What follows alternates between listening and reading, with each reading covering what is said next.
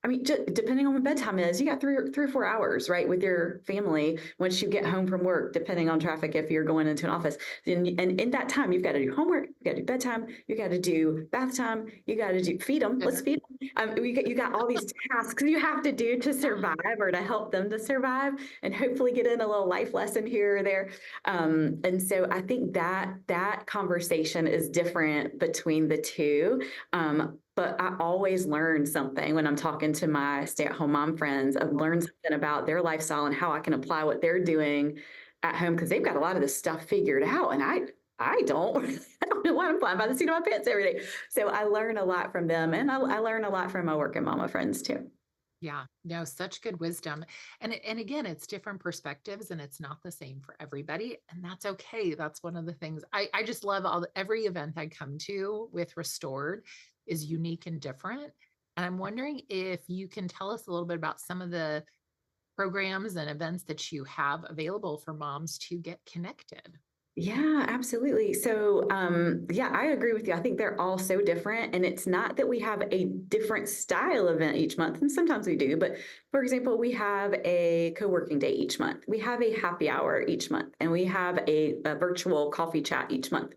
But they are all so different because either the topic is different or the attendees are different, and they each bring something new and unique to the table each time. So for our coffee chats, they typically happen at the first of the month, sometime in that first week, depending on my schedule. We got to fit it in, right, with all the things I'm doing. And the topics can range there. I mean, they are as generic sometimes as home organization, or how do we keep our houses clean and get our families out the door in the morning, and that kind of stuff. And then that they could be as faith based as like incorporating prayer into your workday, or sharing the gospel within a work structure.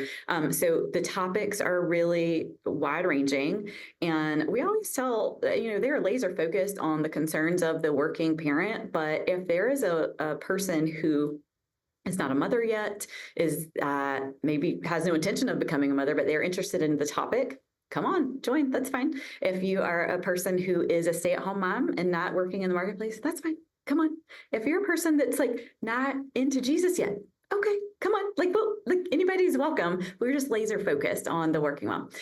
So the topics at the coffee chat and the attendees bring something unique to those conversations every single time. The happy hours are a lot more casual. We have people there drinking water. There's people there drinking wine. This past one, I don't think I drank a thing at all. Like, you come as you are and meet people just after work, really casually, just have conversation. There's no structured topic or anything like that for those. And then those usually happen toward the end of the month. And then the co-working days happen. I'm actually at Blush Co-work right now in a conference room, and we have those usually at Blush once a month in the middle of the month. And so those are the three consistent things that we do. We also have some extra events, I would say probably about once a quarter, that are in-person events that are structured in a way that, like, we bring in a speaker and have a particular topic that they're focused on. We're planning one right now that's focused on friendship, actually, specifically, and we do them across different towns in the Triangle area. And then the other thing that we're doing right now is a business leadership series, because we are working with a lot of professional moms, professional in the workplace. No, I don't think anybody's a professional mom. That is such a hard. We're working on it. We're working on those skills. It's a standard to live up to.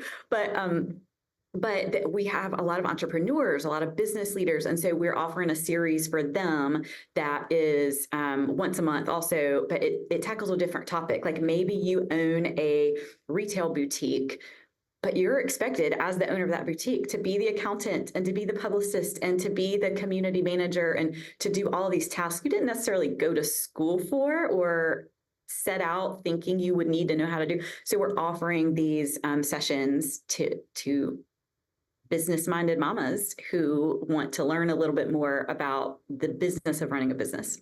So that's been a fun session. We're doing lunch and learns around those different topics. Yeah, it was unfortunate I've not been able to make some of those, but the offerings you have and the topics you have are very intentional. And I think that that's one of the things that's really great. And it's inviting to all mamas.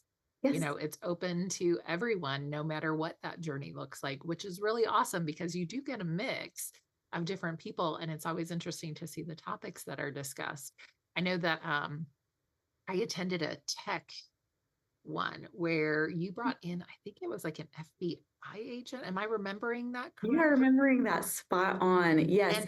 And she just, it was so valuable because, as a mom of teenagers, and I think too, like you work towards all ages and Mhm. all seasons of life too, which is really important. And so you have these mom mentors, you know what I mean? Like women who have already walked there or women who are just getting started in that journey. And so I just remember like how valuable that was for me, just the perspective and the things to think about around tech and like how to support my kiddos, because you know what? That's a whole new thing that we're navigating right now.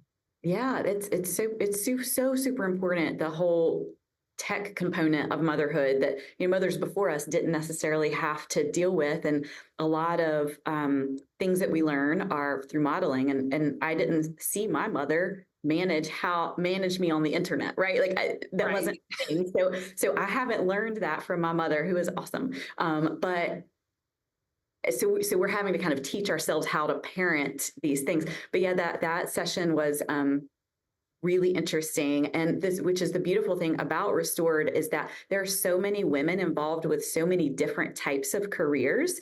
And if you need somebody that's, and like that particular woman is the cyber squad leader for North Carolina, and she's like, I got a lot of information I can share about this. Great, come and do that.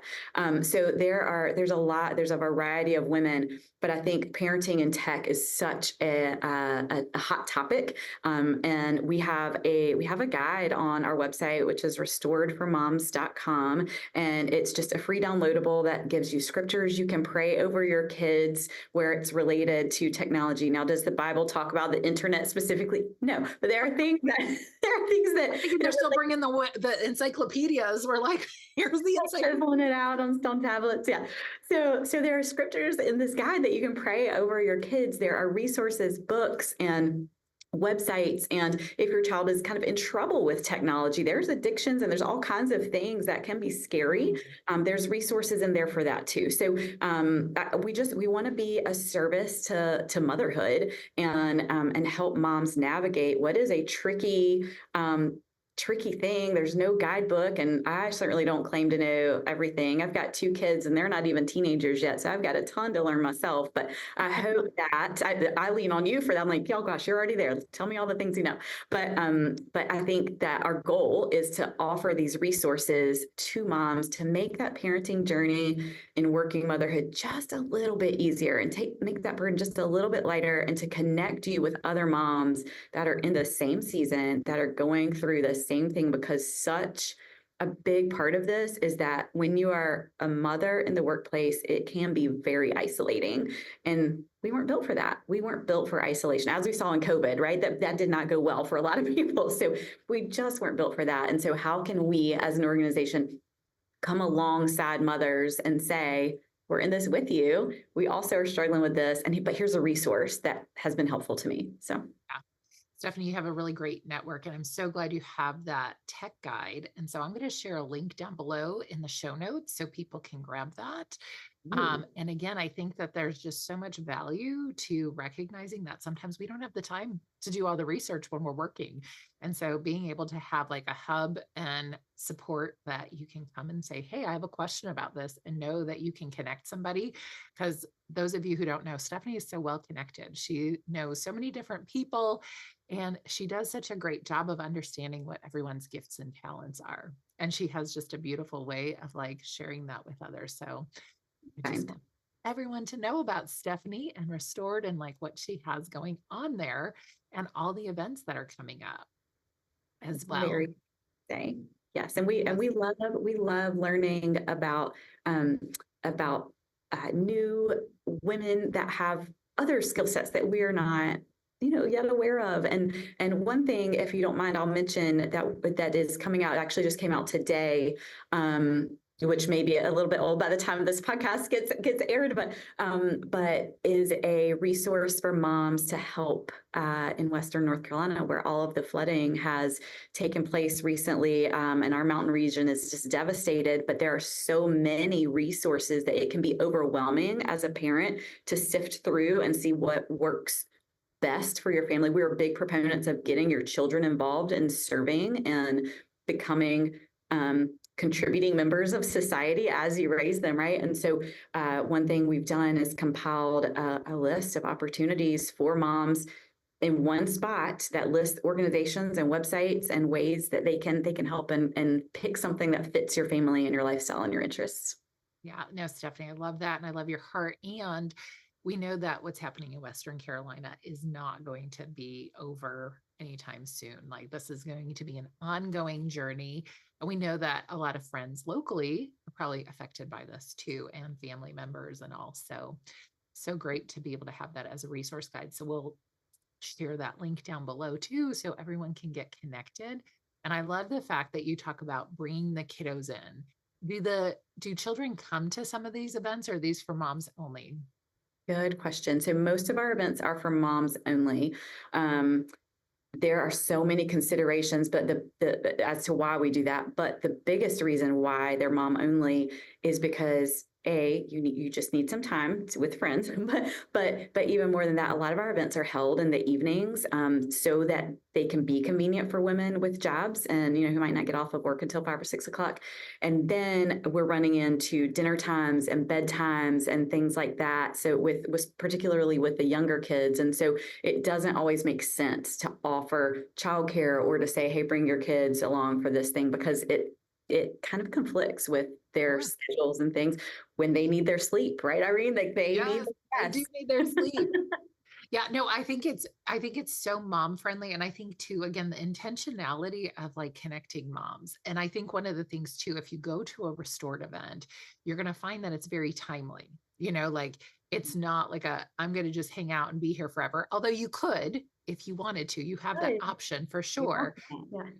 But I think that there's something too about also knowing that we have boundaries and we have limits, and like moms are heading to maybe go back and do some bedtime, or you know what I mean? Like they get to make that decision on what works for themselves. And I think that's the beauty of like the community that you're creating.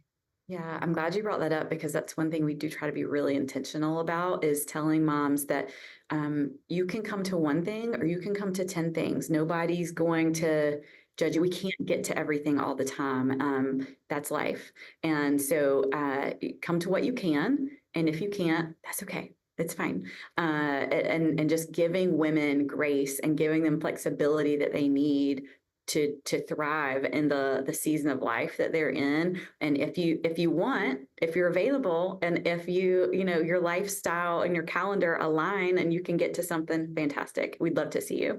But if it can't, we have Mhm. some things available online for you, and we have some virtual options for you. And so just being really intentional about that, I think, makes all the difference in the world. Yeah. No, I love that. Well, Stephanie, you and I could chat all day. I love talking with you, but we're going to wrap up with the 5 loving lessons that you've learned through your parenting journey. And so I'm wondering if you have a favorite product or service that you can Hmm. share with our audience. I think from the beginning of my motherhood until this very moment, my favorite service would be a awesome babysitter. I Yes, love and my amen. husband. Love to go. Yes, I love to go out with my husband. I would like to continue liking him well after our children are out of the house. So we make date nights a priority, and we have some really phenomenal babysitters in our lives, and babysitting services. And we can recommend babysitting services to mamas who might need that. But I think that is the biggest thing, the most frequently used thing over the past, 12 years of my motherhood. Yeah, no, I think that's really great wisdom. That is a great thing to think about and consider. Wondering what your best self care tip is that you could share that you do for yourself. You are really going to appreciate this, because of your work. My best self care tip, and my husband will vouch for this, is to take a nap. I love a good nap, and on a Saturday or a Sunday, and I work for myself, so occasionally you will find me like in the middle of the workday just taking a 30-minute. But it gives me energy. I'm a night owl, and that just helps me to enjoy my evenings and be productive in the evenings too. But I think taking a nap is my absolute like go-to move for self-care for myself. Yes, yes, and amen. That is a good one and one of my favorites. And actually, when I was still working at Kidtown, I actually used to take a nap on the couches at the church. And I remember this one little guy was walking by, like, why is that lady sleeping on the couch? And I was Yeah. like, it is nap time. Like, so siestas are good. It is highly recommended. And so I Yes. love that you have figured that out for yourself too, because I think oftentimes we don't notice that like our energy is depleting. And, if we keep pushing, it's not helpful to be Yes. showing up and who we were created and designed to be for our families and connection and in That's relation. right. And I am a huge, I mean, I'm not a huge give your kids screen time proponent, but if I need a nap, hey, kids, go watch a movie. Like that is an okay time for me to be like, Yeah. go have some screen time because mama needs a rest. Yeah. It's making decisions that work for you and your Mhm. family. That's right. I love it. So what is something you never thought that you would do or say? So, my husband and I love to travel together, something Mm. we've loved to do since before we have had kids. And before we had kids, we would get on an airplane and we would go, like, who has the screaming baby? My gosh, get your baby under control. I'm trying to like have an enjoyable plane ride. So, so now, fast forward quite a few years, I'm like, oh, I'm so sorry for that mama that has a screaming baby, right? So I think that's like one of the things I never thought I would do is like have compassion for the woman with the screaming baby or the dad with the screaming baby on the plane. Yeah, that's such a great tip or great thing to think about. And like now, sometimes I'm like, I just travel with extra little toys that I'm like, just in case for a month. Yes. Like, Oh, that's a good thought. it's That's like, a let's really just good throw idea. that in there. But I'm like, feeling ya. Here you go. Yes, here you go. For your Like sake and stickers everyone and else. chews go a long way on the go. You're so So, thoughtful. what's one thing you want parents to walk away with from our conversation today? I think if I could leave people with one thing, I would say don't underestimate the significance of prioritization. Mm. And what I mean by that is, yes, work is important. Yes, your kids are important, but to have a functioning family, that is not the priority, right? So to me, I think priority wise, what works in our house and what I hope to tell other moms is like to prioritize your faith, prioritize your marriage, then move on to like, kids and work and friendships and things like that, because those things are absolutely important. They're critically important. But if we can't get the basics right, the foundational components right, it's going to be really hard to get your friendships right. So I think, Restored is all about creating experiences that foster community and friendships, but we want to do that while being acutely aware of how that fits into conversations about faith and marriage and family. Oh, I love that. And you know what? I think as you're speaking about that, I just have to say, like, sometimes that's where we feel kind of out of alignment as parents when we fall out of that. Like, I've noticed that for myself in my personal journey. If I Yeah. start to put my kids first or work first and things like that, like just falling out of alignment of the things that really matter in the big Yeah. picture. That's right. And there are seasons, and I am not perfect at this at all. My husband will attest. Like, I am so guilty of getting out of alignment in that way. And either he'll call me on it or I'll catch myself on it, or, maybe a good friend will be like, hey, are you doing okay in these other spaces? Because, when we don't prioritize those things, it's a slippery slope. It can be a slippery slope. Yeah. Thank you for sharing that good wisdom. I'm wondering if you have any like moments that you've seen in the community where you've seen God just at work.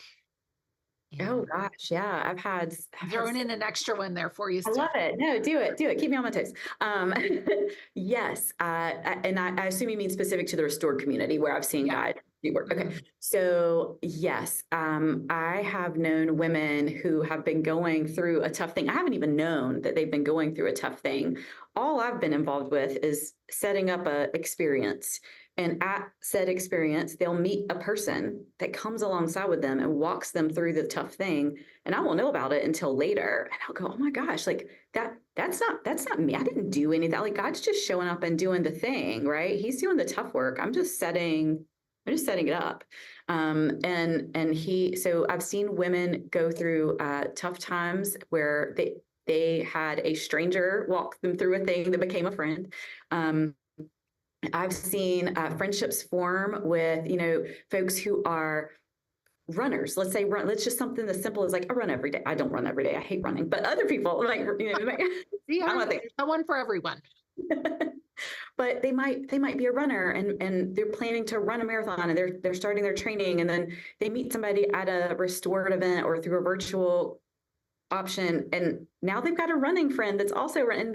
They form this beautiful friendship and they complete a marathon together. Cool. I've seen we had fairly recently a coffee chat on neurodiverse kids and things that we can do to support them, and 10 out of 10 women on this call had a kid with ADHD, and they were able to make so many connections there and talk about churches that have programs that support those with neurodiverse needs. And I see God unifying women over what I consider, as I'm setting up, I'm like, oh, this is just a topic that women care about. And like, no, God cares deeply about that topic and deeply about how women are rallying around this topic.